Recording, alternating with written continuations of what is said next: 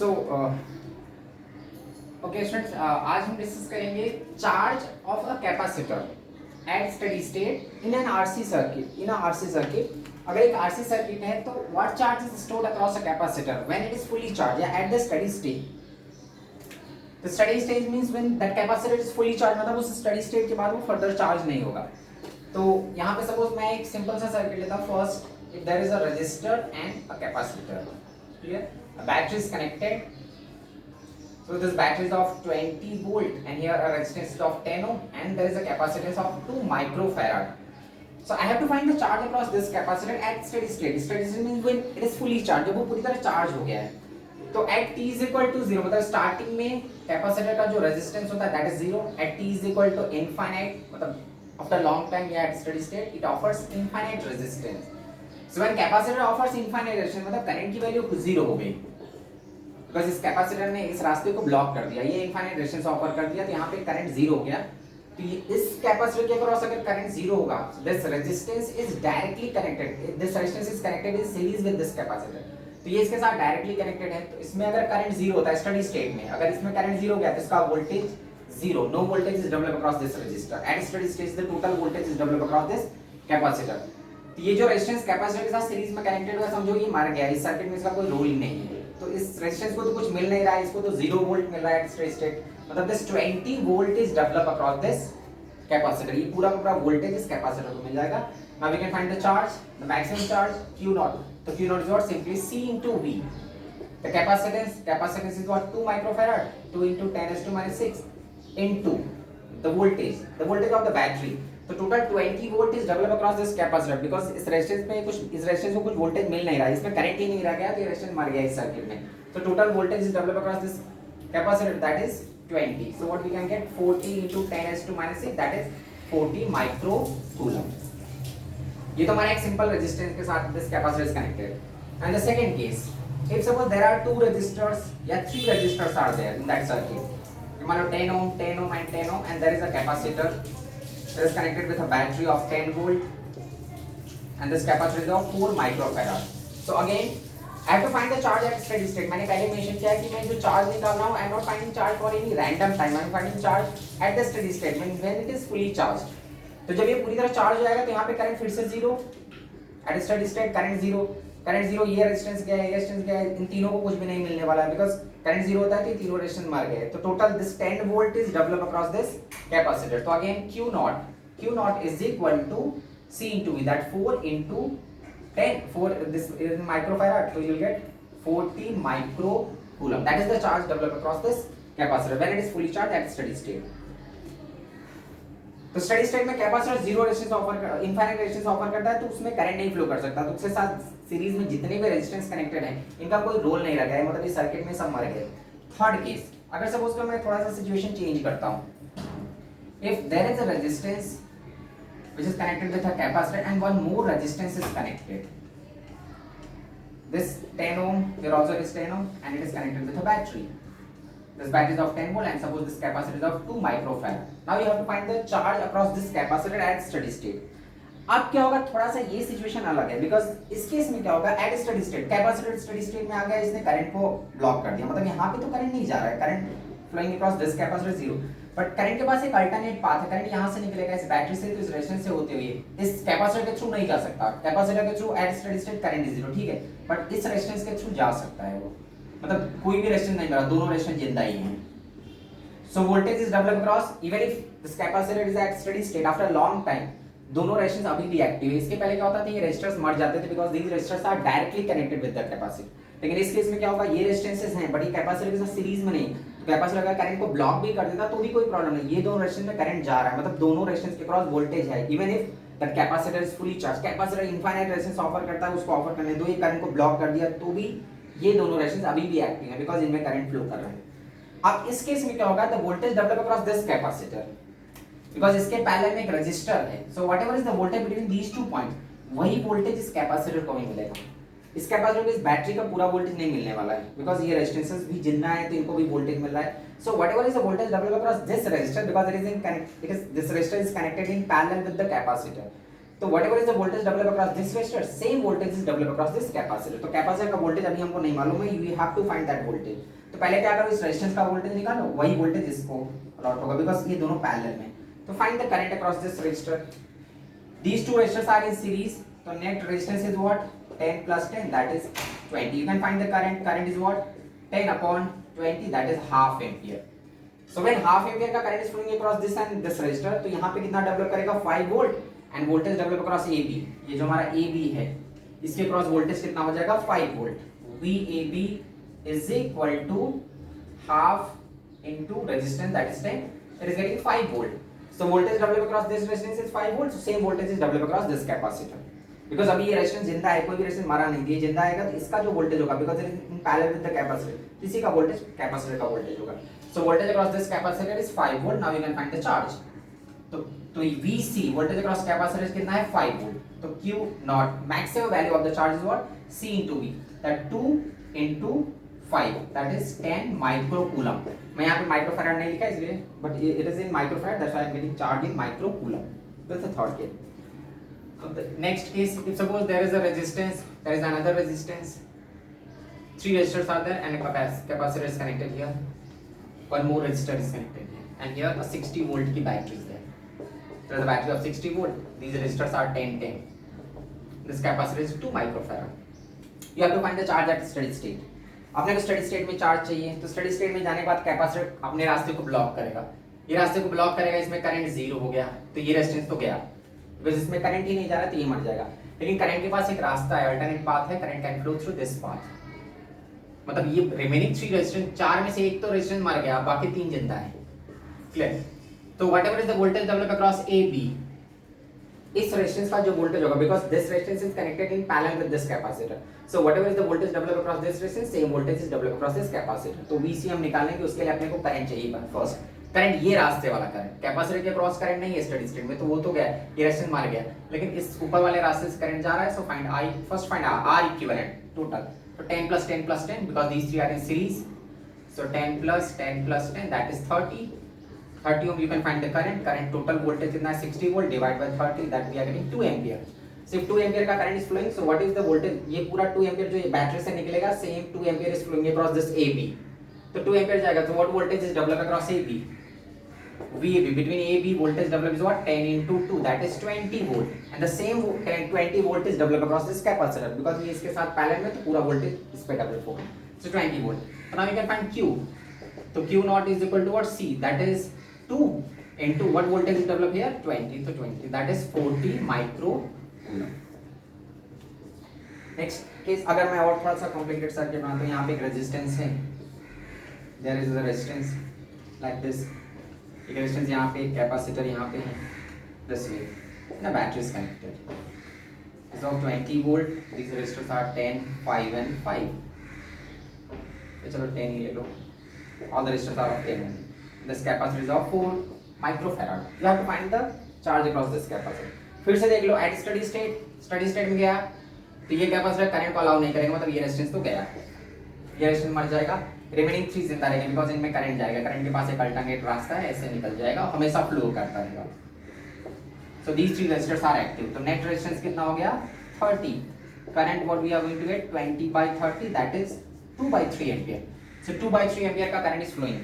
Now find the voltage across AB, या voltage between A और B के बीच में कितना वोल्टेज है, वही वोल्टेज इस कैपेसिटर को मिलेगा बिकॉज इनके सामने, इन दोनों रेजिस्टेंस के सामने अकेला एक कैपेसिटर है. So whatever is the voltage develop across these 2 resistor, same voltage is developed across this capacitor. So we can find VAB. VAB is the total resistance is what 20 and current is 2/3. So IR 2/3 into total resistance is 20. So we are going to get VAB is equal to 40/3. That is the voltage between A and B. Then you can get the charge. तो यही हमारा VC होगा, voltage developed across capacitor. So Q naught is equal to CV. Capacitance is what 4 and voltage is 40/3. That is 160/3 micro coulomb. So whenever you have to find the charge across that capacitor at steady state, the steady state में it offers infinite resistance. When it offers infinite resistance, तो जो resistor इसके साथ series में connected होगा उसमें current ही नहीं जा रहा है बिकॉज कैपेसिटर करंट को अलाउ नहीं कर रहा है, तो वो रेजिस्टर का कुछ मतलब नहीं बिकॉज यहाँ पे करंट नहीं जा रहा है, तो ये मर गया, इसमें करंट फ्लो ही नहीं कर रहा है, तो no voltage develop across that capacitor.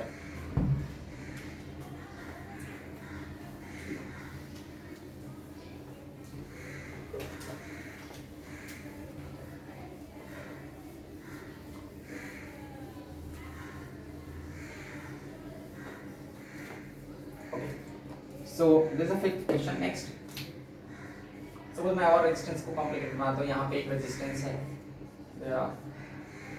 there is a capacitor and there is another resistance. It's 10 ohm, 10 ohm and 5 ohm, and a battery of 40 volt is connected here. This capacitor is of 2 microfarad. You have to find the charge across this capacitor at steady state. जो भी charges मैं निकाल रहा हूँ सब steady state में निकाला. तो पहले देख लो, at steady state इसमें करंट नहीं जाएगा, तो नहीं जाएगा तो ठीक है, इसमें करंट नहीं गया, लेकिन ये इस यहाँ पे करंट जो निकलेगा, the current which is started from this battery, वो करंट ऊपर वाले रेजिस्टेंस में भी जाएगा. उसके पास ये रास्ता भी है, मतलब सारे के सारे रेजिस्टेंस एक्टिव है, कोई रेजिस्टेंस मारा नहीं. क्लियर? तो आप find the resistance first R. तो these two are active, these two resistors are active. तो ये 10 और 10 किसमें है? पैरेलल में. तो 10 और 10 का पैरेलल कॉम्बिनेशन कितना हो जाएगा? 5, and that 5 is in series with this. तो 5 प्लस ये क्या हो जाएगा? 10 into 10 upon 10 plus 10. तब भी आगे ये 5 तो टोटल 10 ओम का रेजिस्टेंस है. The total resistance of this circuit. Now you can find the current. Current is what? 40 by 10. That is 4 ampere. तो 4 एम्पियर का करंट इज फ्लोइंग. अब यहाँ से इस बैटरी से 4 एम्पियर का करंट स्टार्ट हो गया, यहाँ तक तो ठीक है 4 ampere. After that 4 ampere is splitted into 2 parts, equal parts में डिवाइड हो जाएगा, बिकॉज़ ऊपर भी 10 ओम है, नीचे भी 10 ओम. सो इधर कितना जाएगा? 2 ampere. Here also it is 2 ampere and here it is 4 ampere. Now find the voltage across AB. Whatever is the voltage develop across AB, same voltage is develop across this capacitor. So VAB is what? यहाँ इस wire में current कितना है? 2 into 10, sorry 2 ampere का. तो total voltage कितना हो गया? 2 into 10, that is 20 volt. So voltage develop across AB is 20 volt. वही 20 वोल्ट इस कैपेसिटर को मिल जाएगा. Then you can find the charge. तो Q not, peak value of charge या charge at steady state, Q not is equal to what? C, that is 2 into voltage is 20, that is 40 micro coulomb. और next question 7. अगर suppose को resistance का combination में बदल रहा हूं केवल, यहाँ पे हमारा रेजिस्टेंस है, यहाँ पे भी रेजिस्टेंस है, there is a capacitor and a wire is connected here. This is 4 microfarad, this is 10, this is 10 and a battery is connected here. हमारा 10 वोल्ट. अब इस केस में देखो, there is a wire which is connected from here to here. मतलब ये जो capacitor है, इसके दोनों टर्मिनल पे एक वायर का कनेक्शन है. तो जो करंट यहाँ से स्टार्ट होगा, करंट इस जंक्शन तक आएगा. After that this junction current is getting a free path, मतलब उसको एक फ्री पाथ मिल रहा है यहाँ से यहाँ तक. इधर उसको कोई प्रॉब्लम फेस ही नहीं करना पड़ रहा है. तो टोटल करंट उसी रास्ते से पास कर जाएगा. Whenever it is getting a path of zero resistance, तो total current flows through that path. तो स्टार्टिंग में भी यहाँ पे करंट नहीं गया, मतलब ये रेजिस्टेंस स्टार्टिंग से ही मरा हुआ है, इसमें कुछ करंट मिला ही नहीं. बिकॉज इस जंक्शन के बाद करंट को एक रास्ता मिला था जहाँ पे जीरो रेजिस्टेंस का पाथ है. वो पूरा का पूरा करंट स्टार्टिंग में उधर से ही फ्लो कर गया. जब स्टार्टिंग उधर से फ्लो कर गया तो ये स्टेडी स्टेट में कभी पहुंचेगा नहीं. स्टेडी स्टेट जैसा कुछ है ही नहीं, बिकॉज इसमें इसको स्टार्टिंग में ही करंट नहीं मिला, तो इसमें चार्ज स्टार्टिंग में ही डेवलप नहीं हुआ. तो इस कैपेसिटर पे चार्ज क्या होगा? Charge across this capacitor either from the at t is equal to 0 पे भी इसमें कोई चार्ज नहीं है और स्टेडी स्टेट में भी चार्ज नहीं है. 0 t इज इक्वल टू 0 पे भी चार्ज 0 है और t is equal to infinite पे भी चार्ज इसमें 0 ही है. मतलब इस कैपेसिटर की चार्जिंग हो ही नहीं रही है, बिकॉज इसको करंट की स्टार्टिंग से ही करंट नहीं मिला. क्यों नहीं मिला? Because it is a wire is connected parallel to that capacitor, और वो एक वायर एक जीरो रेजिस्टेंस का पाथ प्रोवाइड कर रहा है. तो टोटल करंट उधर से फ्लो कर जाता है, इसमें जाता ही मतलब ना तो करंट इस रेजिस्टेंस में जाता है ना इस कैपेसिटर में. तो इन दोनों के क्रॉस कोई वोल्टेज डेवलप नहीं होगा. बिकॉज करंट को फ्री पाथ मिलेगा तो वो कैपेसिटर को में क्यों जाएगा, उसको क्यों चार्ज करेगा? जिधर से जीरो रेजिस्टेंस का पाथ मिला है उधर से टोटल करंट फ्लो कर जाता है. तो t इज इक्वल टू 0, मतलब स्टार्टिंग में उस कैपेसिटर पे कोई चार्ज नहीं है एंड एट स्टेडी स्टेट यहाँ पे स्टेडी स्टेट जैसा कुछ हुआ ही नहीं, बिकॉज वो ऐसा तो सिचुएशन नहीं आ रहा है कि वो फुली चार्ज हो गया. स्टार्टिंग में उसमें चार्ज नहीं था, बाद में चार्ज आ गया. उसमें कभी चार्ज आया ही नहीं, बिकॉज करंट ही नहीं गया उधर.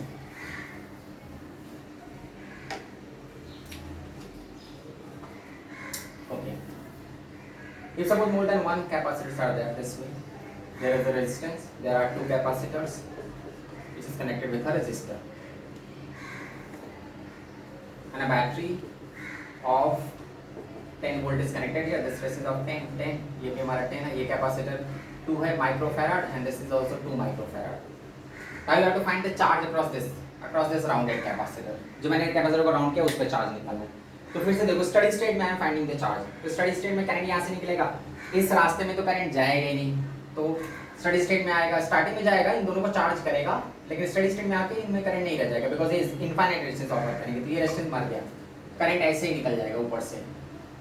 And whatever is the voltage develop across A B, जो ए और बी के बीच वोल्टेज डेवलप होगा वो पूरा इस कैपेसिटर को नहीं मिलने वाला, बिकॉज उसके दो हिस्सेदार हैं, इसके सामने दो कैपेसिटर्स हैं, तो ये वोल्टेज दोनों में डिस्ट्रीब्यूट होगा. Because both the capacitors are of equal capacitance, so that voltage is divided equally. तो हम इसको देख लेंगे पहले, first find the voltage across that AB। तो पहले R निकालो, R कितना, जो रेजिस्टेंस जिंदा है, ये दोनों जिंदा है, दोनों सीरीज में, तो 10 + 10 कितना आ गया 20। करंट निकाल लो 10/20, दैट इज हाफ एम्पियर। अब you can find voltage across AB, तो AB के अक्रॉस वोल्टेज कितना होगा, हाफ एम्पियर का current is flowing across this resistor, तो हाफ एम्पियर का फ्लो करेगा तो कितना हो जाएगा, हाफ × 10, दैट इज 5 वोल्ट। मतलब A और B के बीच में 5 वोल्ट का वोल्टेज है, बट दैट 5 वोल्ट इसको ही नहीं मिल जाएगा, इसके सामने दो कैपेसिटर्स हैं मुंह फैलाए हुए, तो ये डिवाइड होगा और दोनों कैपेसिटर्स का कैपेसिटेंस इक्वल है, तो इट इज इक्वली डिवाइडेड। तो अगर इसको वोल्टेज x मिला है तो इसको अगर x/2 मिला तो इसको भी x/2 ही मिलेगा। क्लियर, बिकॉज़ सीरीज में है, दोनों इक्वल कैपेसिटेंस के हैं, तो दोनों को इक्वल वोल्टेज मिला। So x/2 + x/2 is equal to what, x/2 + x/2 is equal to AB का वोल्टेज, दैट इज 5 वोल्ट, तो x is equal to 5 volt. मतलब एक कैपेसिटर को कितना मिलेगा, voltage across that capacitor where you have to find the charge is getting x/2, that is 5/2 volt. Now you can find the charge, q is equal to CV, 2 × 5/2, that is 5 microcoulomb. मैं यहाँ पे because 2 को microfarad में नहीं लिख रहा हूँ, but last में मैंने माइक्रोकूलम लिख दिया है, because 2 × 10⁻⁶, this capacitance is in microfarad. Now the next question, if suppose there is a resistance which is connected with a capacitor, there is another resistance, फिर ये रेजिस्टेंस है और फिर से हमारा यहाँ पे capacitor and there is a battery. ये हमारा 2 का है, ये 4 का है, ये रेजिस्टर्स हैं 10 10 के, and the battery is of 10 volt. अब यहाँ पे जरा देखो, एट द स्टेडी स्टेट ये कैपेसिटर करंट को ब्लॉक कर देगा और ये भी ब्लॉक कर देगा, और ये मेन रास्ते पे है जिधर से करंट जाना है। मतलब अगर इसने अगर करंट को ब्लॉक कर दिया तो करंट के पास ऐसा कोई रास्ता नहीं जिधर से वो फ्लो कर सकता है। तो तीनों के तीनों रेजिस्टेंस मर जाएंगे, ये मर जाएगा, ये भी मर जाएगा और ये भी मरेगा। मतलब कोई भी रेजिस्टेंस एक्टिव रह ही नहीं गया at steady state, because steady state में चलो ये ब्लॉक करता है तो करंट के पास एक रास्ता था, इधर से जा सकता था, लेकिन ये जो कैपेसिटर ये तो मेन रास्ते पे कनेक्टेड है, मतलब इसके अलावा कोई अल्टरनेट पाथ है ही नहीं, ये तो मेन वायर में कनेक्टेड हो गया है। तो ये करंट को ब्लॉक करेगा, करंट को ब्लॉक करेगा at steady state. So when current is block मतलब टोटल रेजिस्टेंस, सारे रेजिस्टेंस मर गए, मतलब किसी भी रेजिस्टेंस में कोई वोल्टेज ही नहीं है। तो बैटरी के सामने केवल दो कैपेसिटर्स हैं, एक 2 माइक्रोफैराड का, एक 4 माइक्रोफैराड, और ये बैटरी अपना वोल्टेज उन्हीं को डिस्ट्रीब्यूट करेगा। तो आप समझो ये तीनों रेजिस्टेंस को खत्म कर दो, सिचुएशन सर्किट ऐसा बन जाएगा, बैटरी के सामने दो कैपेसिटर, एक 2 वाला है, एक 4 वाला है, and battery is of 10 volt, 10 volt की battery is connected. Now you have to find the, अब सपोज करो अपने को इस पे चार्ज निकालना है स्टेडी स्टेट में, तो first find the voltage across that 2 microfarad. तो वोल्टेज का distribution, these two capacitors are in series, तो सीरीज में होते हैं तो वोल्टेज क्या होता है, inversely proportional to capacitance, because इनमें सेम चार्ज जाना है, इसका इसका चार्ज सेम होगा, तो बैटरी को जिसकी कैपेसिटी ज्यादा है उस पे बैटरी को कम वर्क करना पड़ेगा। तो low voltage is develop across that capacitor which is of high capacitance, जिसका कैपेसिटेंस ज्यादा है, बैटरी को वहां पे ज्यादा वर्क करने की जरूरत नहीं, थोड़े वर्क से, थोड़े पोटेंशियल से वो ज्यादा चार्ज स्टोर कर सकता है। तो इस पे वोल्टेज को मैं x/2 ले रहा हूँ, इसको इस पे वोल्टेज पे x/4, तो that x/2 + x/4 is equal to 10, inversely proportional कर दिया मैंने, तो कितना हो जाएगा, 4 एलसीएम ले लो, ये 2x + x is equal to 10, तो we are getting 3x/4 is equal to 10, तो x की वैल्यू आ जाएगी 40/3, that is what value of x। You have to find the charge across this rounded capacitor. तो यहाँ पे q इज इक्वल टू क्या हो जाएगा, c × v, what is the voltage there, x/2, तो we are getting just x, that is 40/3 microcoulomb. तो जब सारे रेजिस्टर्स मर जाते हैं, यहाँ पे क्या मेन रास्ते में ही कैपेसिटर कनेक्टेड था, तो इसने सब रेजिस्टेंस को मार दिया, इन तीनों का कोई मतलब नहीं। अब मतलब नहीं, ऐसा नहीं कि वो रेजिस्टेंस किसी काम के नहीं, स्टार्टिंग में वो थे, मतलब स्टार्टिंग में एक्टिव थे, लेकिन स्टेडी स्टेट में वो एक्टिव नहीं रहे। स्टेडी स्टेट में when this capacitor offers infinite resistance, तो इसने करंट को ब्लॉक कर दिया, करंट को ब्लॉक कर दिया मतलब ये तीनों मर गए। तो ये जो मरते हैं वो स्टेडी स्टेट में मरते हैं, स्टार्टिंग में नहीं मरे हुए रहते हैं, स्टार्टिंग में करंट उसमें जाता रहता है। Now the next question 10, again suppose there is a resistance, there is another resistance, there is a capacitor, a resistance is there is another resistance, a capacitor is there, और यहाँ पे भी एक मैं कैपेसिटर लगा दे रहा हूँ, there is a resistance also, and this is connected with a battery। ये हमारा 10 वोल्ट की बैटरी है, 10 के सभी रेजिस्टर्स हैं, एंड कैपेसिटर सभी 2 माइक्रोफैराड, ये भी हमारा 2 माइक्रोफैराड, ये मान लो 4 microfarad. You have to find the charge across this capacitor, इस पे अपने को चार्ज निकालना है, charge across that rounded capacitor.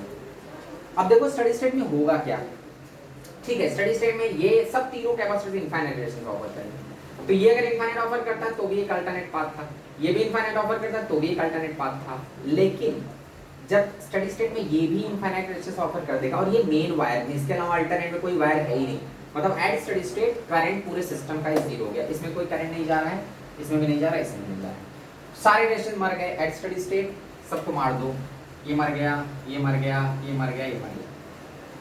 अब हम क्या सोचेंगे कि ठीक है, क्या तीनों कैपेसिटर्स जिंदा हैं, तीनों कैपेसिटर्स चार्ज होंगे क्या?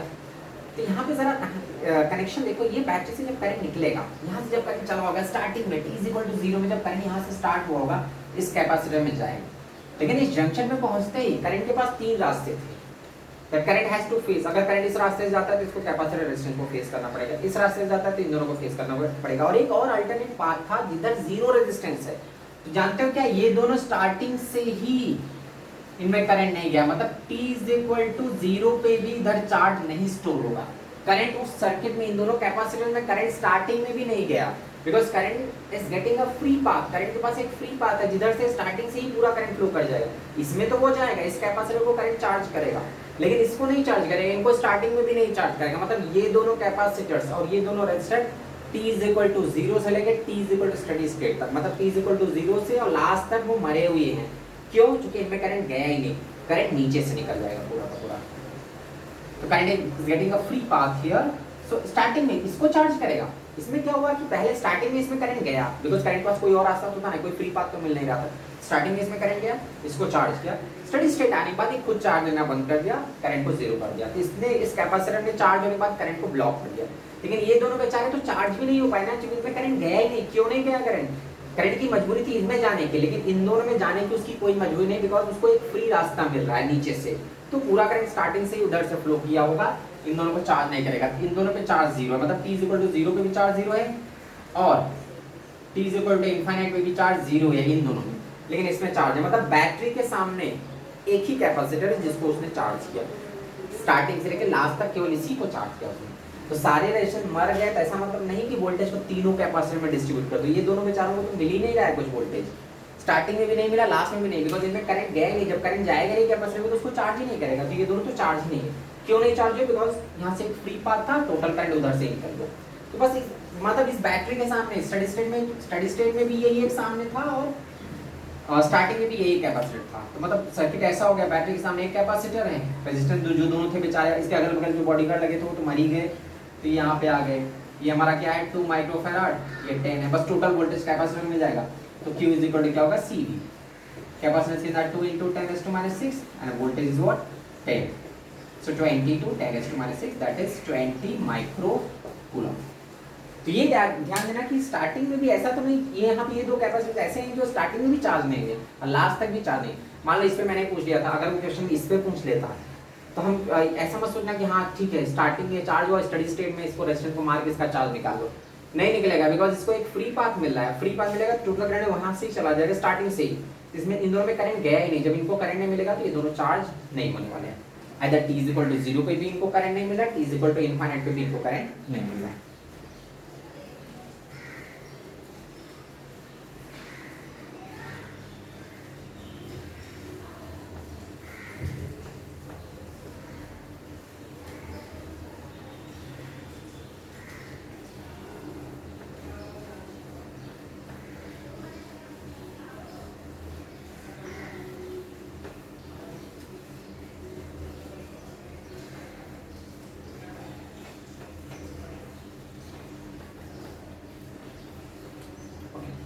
So next question 11, दो तीन क्वेश्चन और डिस्कस कर लेते हैं।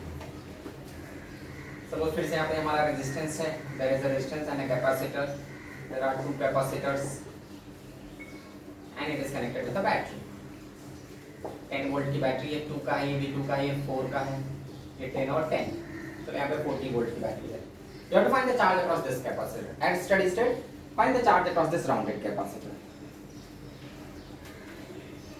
अब अगर इस पे अपने को चार्ज देना है स्टडी स्टेट में, तो पहले स्टडी स्टेट में देखो क्या करंट की पॉसिबिलिटी है, करंट फ्लो करने की पॉसिबिलिटी है, इसमें तो करंट नहीं फ्लो करेगा, ये भी ब्लॉक करेगा, मतलब करंट पूरी तरह ब्लॉक हो गया, इसमें भी करंट नहीं जाने वाला है, एट स्टडी स्टेट पूरा करंट ब्लॉक है, मतलब ये दोनों रेजिस्टेंस मार दो, स्टार्टिंग में करंट गया था इसमें, स्टार्टिंग में इसमें भी जाएगा, इसमें भी जाएगा, इनको चार्ज करेगा तीनों को, लेकिन स्टडी स्टेट में ये करंट को ब्लॉक कर देगा, ये भी करंट को ब्लॉक कर देगा, इन दोनों का करंट जीरो, मतलब इसमें भी कुछ करंट नहीं जाने वाला।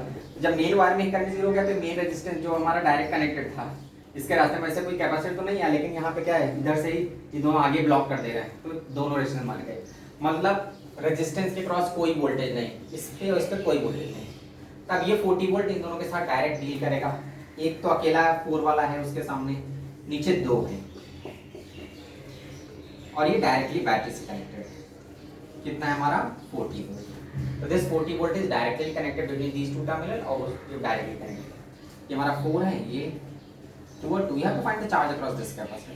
तो अब देख लो ये 40 वोल्ट है, तो इसको तो पूरा 40 वोल्ट मिल जाएगा, यहाँ से यहाँ तक भी the voltage between these two is also 40 volt. अब डिस्ट्रीब्यूशन कर लो, सीरीज में है, तो अगर दोनों सेम कैपेसिटेंस है, इधर x/2 वोल्ट दे दिया, इधर मैंने x/2 वोल्ट दे दिया, तो that x/2 plus x/2 is 40, x/2 plus x/2 is equal to 40, x is equal to 40।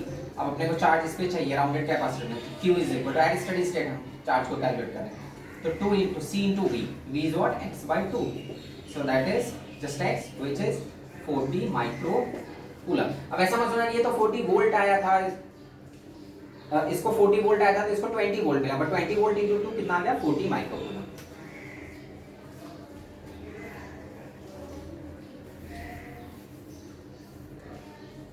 There is a resistance, there is a resistance capacitor,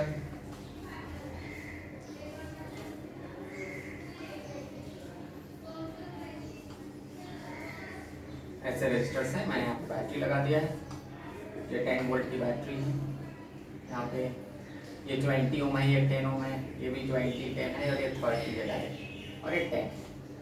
find the charge across this rounded capacitor, एक ही capacitor, बस उसी पे charge निकालना है। तो you have to find the voltage across that capacitor. कोई भी resistance मरेगा नहीं, बिकॉज करंट यहाँ से निकलेगा, ऐसे जाएगा, इस रास्ते से भी जाएगा, कैपेसिटर ब्लॉक भी कर देगा तो भी वो ऊपर से निकल जाएगा, ठीक है, इधर तो जाना ही है उसको, और इधर भी जाएगा, मतलब कोई भी रेजिस्टेंस मरने वाला नहीं, सारे के सारे रेजिस्टेंस जिंदा है। ये कैपेसिटर रास्ते को ब्लॉक कर रहा है, यहाँ से यहाँ तक इसने करंट को ब्लॉक कर दिया, ठीक है, उधर तो कोई रेजिस्टेंस था भी नहीं, तो कोई रेजिस्टेंस मरा नहीं, सारे के सारे रेजिस्टेंस जिंदा है।